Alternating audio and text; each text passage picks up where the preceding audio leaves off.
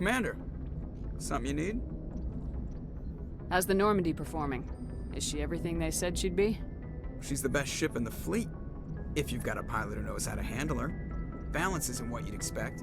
Takes a while to get used to that oversized drive core we got stuffed in the back, and her power can sneak up on you if you're not careful. The Normandy's probably too much ship for your average Alliance pilot, Commander. Lucky for you, I'm anything but average. I like to know my crew. Mind if I ask you a few questions? I can see where this is going. You did a background check on me, didn't you?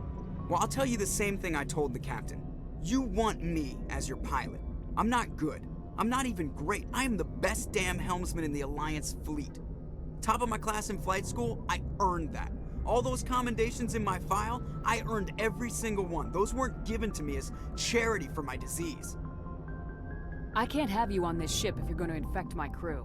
Infect the crew? Oh man, you have no idea what I'm talking about, do you? Okay, I've got Wrex syndrome, brittle bone disease. The bones in my legs never develop properly. They're basically hollow, too much force and they'll shatter. Even with crutches and my leg braces, it's hard to get around. One wrong step and crack! It's very dramatic, but I've learned to manage my condition, Commander. Put the Normandy in my hands and I'll make her dance for you. Just don't ask me to get up and dance unless, you like the sound of snapping shin bones. I need to know more about this Wrex syndrome if I'm putting my ship in your hands. Yeah, of course you do. It's an extremely rare condition. Nobody knows exactly what causes it. Genetic, maybe. It's treatable, but there's no cure. They classify my case as moderate to severe. I was born with over a dozen fractures, hip, thighs, ankles. My bones were already breaking in the womb. 100 years ago, I wouldn't have survived past my first year. Lucky for me, modern medical science has turned me into a productive member of society. You're not gonna break a bone trying to fly the ship, are you? I don't fly with my feet, Commander, so I'm fine as long as I'm in this chair. I gotta be real careful when I get up to take a piss, though. I can do my job as well as anyone on the ship. Better, actually. So don't worry about it. I'm not trying to make you uncomfortable. Let's talk about something else. Whatever you want, Commander. Why does everyone call you Joker? It's a lot shorter than saying Alliance Flight Lieutenant Jeff Moreau. Plus, I love to make little children laugh. You're dodging the question. Look, I didn't pick the name. One of the instructors in flight school used to bug me about never smiling. She started calling me Joker, and it stuck. Why didn't you ever smile? Hey, I worked my ass off in flight school, Commander. The world's not gonna hand you anything if you go around grinning like an idiot. By the end of the year, I was the best pilot in the academy, even better than the instructors, and everybody knew it. They'd all got their asses kicked by the sickly kid with the creaky little legs. One guess who was smiling at graduation?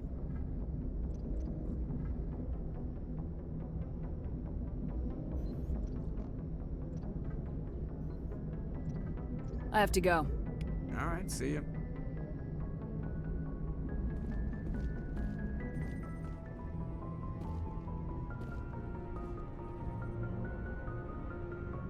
If anyone has to take over for Captain Anderson, I'm glad it's you. I'm not sure about having non-humans on our ship, though. I'm in charge here, Presley. I decide if we have non-humans on this vessel. Yes, ma'am. Understood, ma'am. Speak freely, Presley. I want to know if you have a problem with non-humans. It's not that, Commander. Humanity has always handled its own problems. Saren attacked one of our colonies. We should be the ones to stop him. We don't need their help. This is bigger than humanity. Saren's a threat to every species in the galaxy, and I'll welcome anyone who wants to help me bring him down. I guess so. Maybe I'm just stuck in the old ways of thinking. But don't worry, Commander. This won't be a problem. How did you end up assigned to the Normandy? I signed up with the Alliance as a navigator right out of school, following in my grandfather's footsteps, I guess. My first posting was on the Agincourt. We were at Elysium during the Skillian Blitz. A massive fleet of alien raiders hit the colony, trying to wipe it out. They had the numbers, but their ships were no match for an Alliance frigate. It was a slaughter. We couldn't even keep track of how many ships they lost. How'd you end up on the Normandy? I got my officer's commission after Elysium. Must have made an impression on the right people. Captain asked for me when he was picking his crew. Carry on, Presley. Yes, ma'am.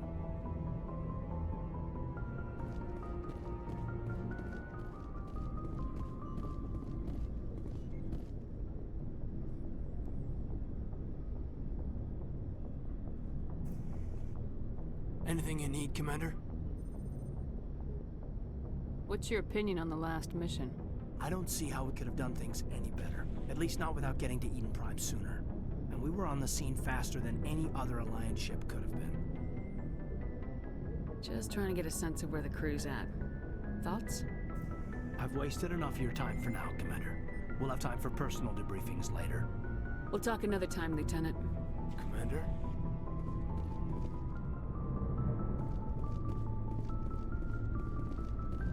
Thanks for bringing me on board, Commander. I knew working with the Spectre would be better than life at CSEC. Have you worked with the Spectre before? Well, no, but I know what they're like. Spectres make their own rules. You're free to handle things your way.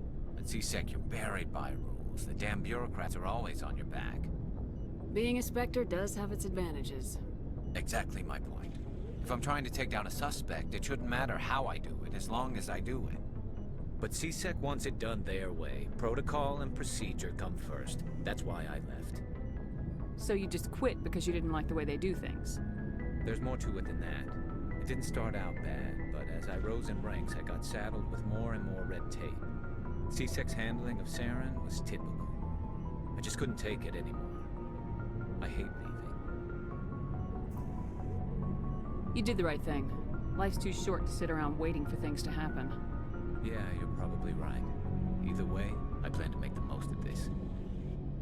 And without CSEC headquarters looking over my shoulder, well, maybe I can get the job done my way for a change. As long as you do your job well, you're free to go about your business as you see fit. Thank you, Commander.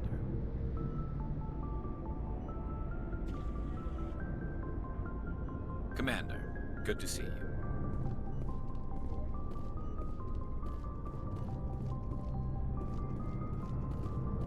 Commander? What's your opinion of the last mission? Kinda wish you'd got there sooner, Commander. No offense, I appreciate the rescue. I just wish...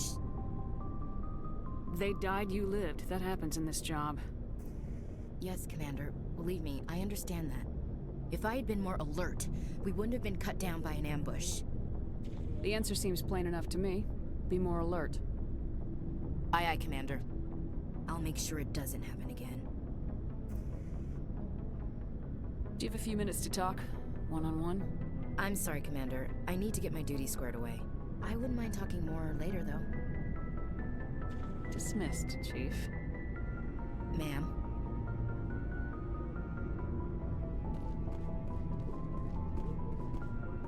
Nice ship you've got, Shepard. What can I do for you? What's your story, Wrex? There's no story. Go ask the Quarian if you want stories. You Krogans live for centuries. Don't tell me you haven't had a few interesting adventures. Well, there was this one time the Turians almost wiped out our entire race. That was fun. Yeah, they tried the same with us, but we fought them off. It's not the same. Seems similar enough to me. So your people were infected with a genetic mutation? An infection that makes only a few in 1,000 children survive birth? And I suppose it's destroying your entire species? You're still here. Can't be all that bad. I don't expect you to understand, but don't compare humanity's fate with the Krogan. I was just making conversation. I wasn't trying to upset you. Your ignorance doesn't upset me, Shepard. As for the Krogan, I gave up on them long ago.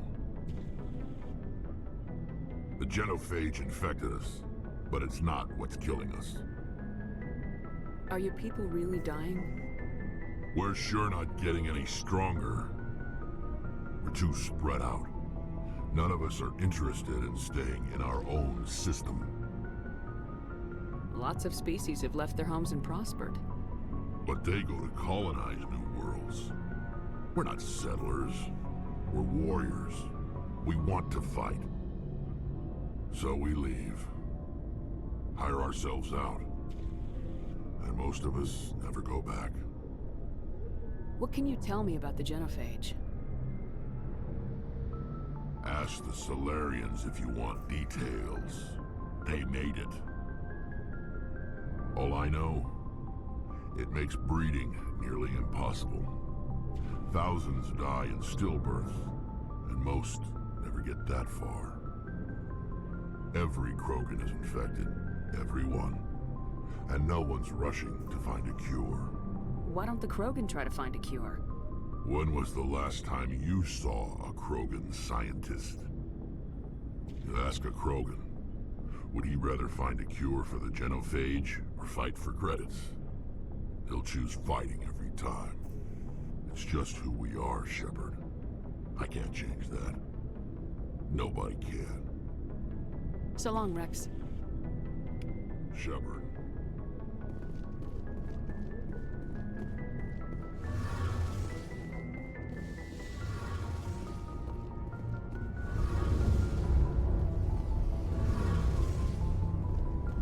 Your ship's amazing, Shepard. I've never seen a drive core like this before. I can't believe you were able to fit it into a ship this small. I'm starting to understand why you humans have been so successful. I had no idea Alliance vessels were so advanced.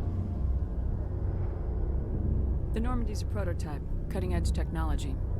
A month ago, I was patching a makeshift fuel line into a converted tug ship in the flotilla. Now, I'm sitting on board one of the most advanced vessels in Citadel space. I have to thank you again for bringing me along. Traveling on a vessel like this is a dream come true for me. I had no idea you found ship technology so interesting. It comes with being a quarian. The Migrant fleet is the key to the survival of my people. Ships are our most valuable resource. But we don't have anything like this. We make do with cast-offs and second-hand equipment. We just try to keep them running for as long as we can. Some of the fleet's larger vessels date all the way back to our original flight from the Geth. I can't believe your fleet's still using ships that are 3 centuries old. They're constantly being repaired, modified, and refitted. They aren't pretty, but they work. Mostly. We've tried to make ourselves as independent as possible on the flotilla. Grow our own food, mine, and process our own fuel. But some things we just can't make on our own. A patch to maintain the hull integrity requires raw materials we just don't have. That's why our pilgrimages are so important. Tell me about your people. Our lives aren't easy. Resources are scarce, and we are constantly on the move. Everything we do must in some way contribute to the continuation of the Migrant fleet. There are 17 million Quarians in the flotilla, and each of us relies on the others for survival. The bonds among my people are strong. Unfortunately, we have had to surrender many of the freedoms and civil liberties other species take for granted. What kind of freedoms? Well, it's illegal for parents to have more than one child. If our population grows too much, it would strain our resources to their breaking point. Of course, we also can't allow our numbers to become too few. If our population is in decline, the rule against single births is temporarily repealed. In extreme cases of population decline, incentives are even offered to encourage multiple births, though the Conclave hasn't had to take such measures in nearly a century. That's your government. The Conclave is our civilian branch of government. Each ship can elect a representative to serve on the Conclave and make decisions that affect the fleet as a whole. On matters that affect an individual ship, however, the captain has the final say. It's a tradition that dates back to the early days, when the fleet was governed by martial law. Fortunately, most captains nowadays are smart enough to have an elected council from their crew to give them advice and guidance. So the ultimate power rests with elected officials? In practice, the Conclave and the respective council for each ship tend to set the rules that govern our daily lives. But in theory, we are still under military jurisdiction. The 5 top-ranking military officials in the fleet serve on the Admiralty Board. These 5 have the power to overrule any decision by the Conclave in case of emergency. To do so requires unanimous agreement among the Admiralty, and they can only do this once. After that, the entire board must resign their posts. It's a safeguard that served us well. In nearly 3 centuries, the Admiralty Board has only overruled the Conclave 4 times. I want to know more about the Geth. I doubt I can tell you anything you don't already know. It's been almost 3 centuries since they drove my people into exile. All I know is the story of their origins. What they were when we created them, and how they turned on us. Interesting. The Geth were originally created to serve as an automated manual labor force. Initially, their intelligence was as limited as any VI. Over time, we made small modifications to their programming to allow them to perform more varied and complex tasks, bringing them closer and closer to true AI status.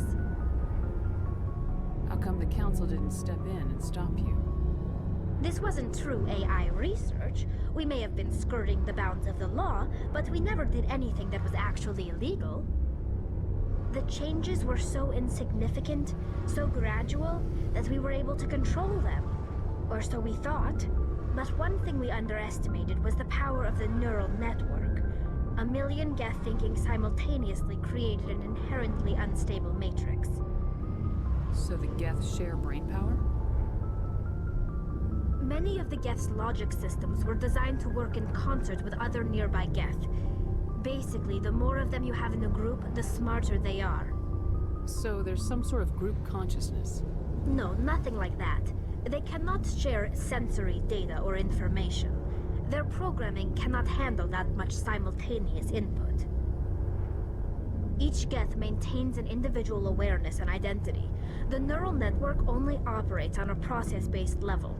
It's basically the synthetic equivalent of a subconscious.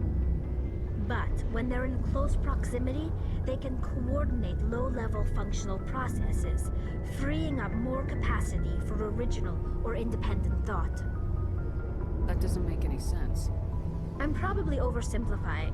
The Geth are incredibly advanced and complex creations. All you need to know is that they get smarter when they gather in large numbers. As we built more and more Geth, their effective intelligence became more sophisticated, more abstract. One day, a Geth began to ask its Quarian overseer questions about the nature of its existence. Am I alive? Why am I here? What is my purpose? As you can imagine, this caused a near panic among my people. I don't see what's so bad about those questions. The Geth were created to engage in mundane, repetitive, or dangerous manual labor. That's fine for machines, but it won't satisfy a sentient being for long. The Geth were showing signs of rudimentary self-awareness and independent thought. If the Geth were intelligent, then we were essentially using them as slaves. It was inevitable the newly sentient Geth would rebel against their situation. We knew they would rise up against us, so we acted first.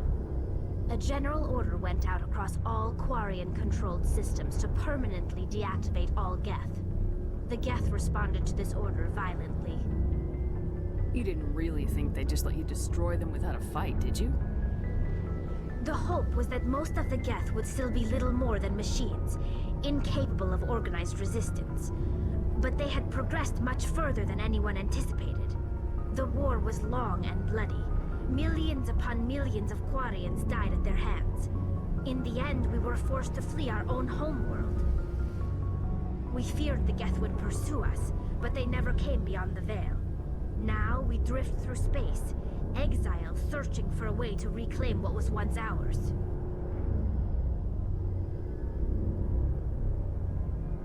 You got what you deserved. We made a mistake when we created the Geth in the first place, but we did not make a mistake when we went to war against them. If we had not acted, they would have wiped us out. They're a synthetic life form. They have no use for organics. None. Why do you think they cut themselves off from the rest of the galaxy? Why do you think they've killed every organic being who's ever tried to contact them? They didn't kill Saren. What does that tell you? The Geth are not innocent victims in all this. They're the enemy. They want to destroy us. Not just the Quarians. All organic life. That's why they've joined up with Saren. And that's why we have to stop him. I want to know more about the pilgrimage. When my people reach maturity, we leave our birth ships and seek acceptance with a new crew. It's necessary to maintain genetic diversity among the fleet. But no ship wants to accept someone who will be a burden on them. So, to prove our worth, we embark on a pilgrimage. We set out alone, leaving the flotilla and our families behind us. We only return once we have found something of value we can bring back to the fleet. This is presented as a gift to the captain of the respective ship we wish to join. If the gift is accepted, we are welcomed into the crew. I can't believe they just send you off alone. It's not like they just cast us out. Before we leave, we are given lessons in how to survive outside the flotilla, and given gifts to help us on our journey. We also receive implants to fight off sickness and disease. Generations of living in an isolated and highly controlled environment have left our immune systems weaker than most. By the time we leave the fleet, we are well equipped for the pilgrimage. This is a rite of passage for all Quarians. If it were dangerous, our numbers would suffer. Virtually every pilgrimage ends with a triumphant return and the ritual presentation of the gift to one of the fleet's captains. Can a captain choose to reject the gift? That doesn't happen often. Most captains are eager to increase the size of their crew. It increases their own standing in our society. Even when a gift is not particularly valuable, the captain usually accepts it out of a sense of tradition. However, there is a stigma to presenting a substandard gift. It's not the best way to make a good impression on a new community. Most pilgrims don't return until they find something worthwhile. I want to talk about something else. Like what? I should go. See you later. Hey, Commander, you know that Quarian, Tali? She's been spending all her time down here asking me about our engines. I'll tell her to leave you alone. What? No, she's amazing. I wish my guys were half as smart as she is. Give her a month on board and she'll know more about our engines than I do. She's got a real knack for technology, that one. I can see why you wanted her to come along. I figured she'd be a real asset to the team. You got an eye for Tali, Commander, but I'm guessing that's not why you came down here. Fill me in on the IES stealth system. How does it work exactly? You can't hide a ship out in space. They emit too much heat and radiation. Too easy for sensors to pick them up, unless you find a way to capture those emissions. So our stealth systems trap the energy we give off in storage sinks built into the ship itself. No emissions to give away our location. Eventually the sinks have to be vented. More than a few hours silent running and they overheat. Cook us inside our own hull. There's no way for anyone to detect us?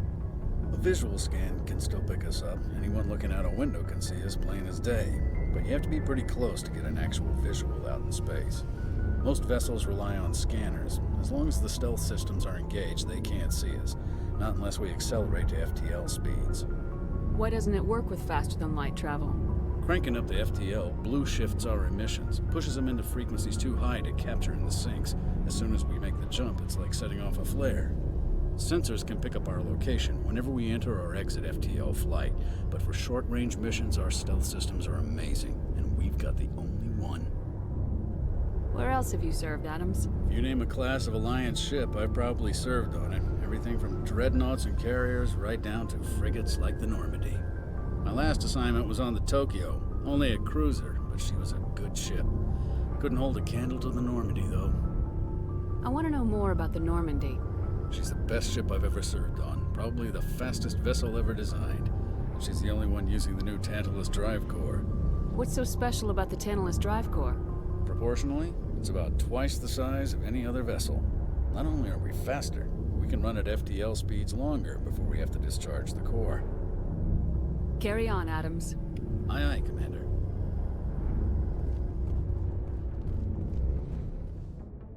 In the early 2160s, the Alliance began aggressive colonization of worlds in the Skyllian Verge, much to the dismay of the Batarians, who had been developing the region for several decades. In 2171, the Batarians petitioned the Council to declare the Verge a zone of Batarian interest. The Council refused, however, declaring unsettled worlds in the region open to human colonization.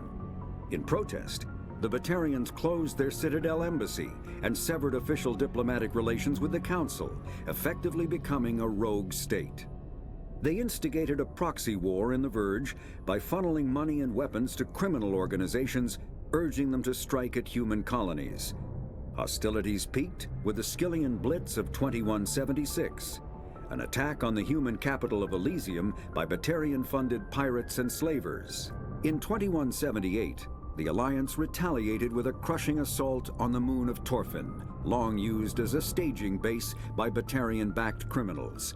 In the aftermath, the Batarians retreated into their own systems and are now rarely seen in Citadel space. Pharos is a habitable world in the Attican Beta Cluster. 2/3 of the habitable surface is covered with the ruins of a crumbling... There are between 200 and 400 billion stars in the galaxy, and less than 1% of them have ever been visited or had their systems properly surveyed. Humanity's early expansion into the Attican Traverse was haphazard, a desperate race to claim habitable planets where populations can be economically settled. Ignored in the wake of this land grab were thousands of less hospitable worlds, each potentially rich with industrial resources. The wealth of entire solar systems lies untapped, waiting for corporate survey teams or independent pioneers to discover and exploit them. However, this is not an easy task. In addition to the environmental hazards, the fact that uncharted worlds are largely ignored makes them popular bases for criminals, revolutionaries, cults, and others who wish to remain unnoticed by galactic society. The Normandy is a prototype starship developed by the Human Systems Alliance with the assistance of the Citadel Council. It is optimized for scouting and reconnaissance missions in unstable regions, using state-of-the-art stealth technology. For most ships, the heat generated through standard operations is easily detectable against the absolute zero background of space. The Normandy, however, is able to temporarily sink this heat within the hull.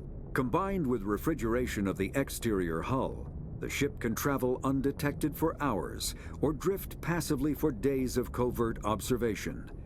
This is not without risk. The stored heat must eventually be radiated, or it will build to levels capable of cooking the crew alive. Another component of the stealth system is the Normandy's revolutionary Tantalus drive, a Mass Effect core twice the standard size. The Tantalus drive generates mass concentrations that the Normandy falls into, allowing it to move without the use of heat-emitting thrusters.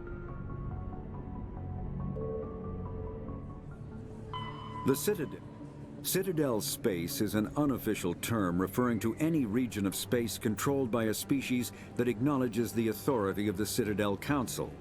At first glance, it appears this territory encompasses most of the galaxy. In reality, however, less than 1% of the stars have been explored.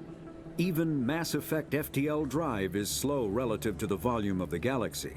Empty space and systems without suitable drive discharge sites are barriers to exploration. Only the mass relays allow ships to jump hundreds of light years in an instant, the key to expanding across an otherwise impassable galaxy. Whenever a new relay is activated, the destination system is rapidly developed. From that hub, FTL drive is used to expand to nearby star clusters. The result is a number of densely developed clusters, thinly spread across the vast expanse of space, connected by the mass relay network.